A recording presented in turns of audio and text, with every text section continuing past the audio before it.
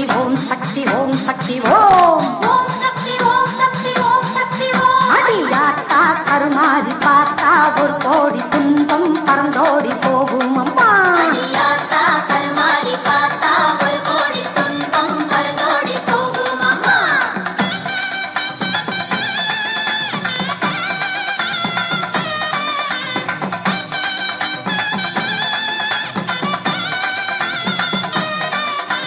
கருணாக புற்றினிலே உன்னை கண்டோமே உருகி நின்றோமே சரணம் என்றோமே மாரியம்மா.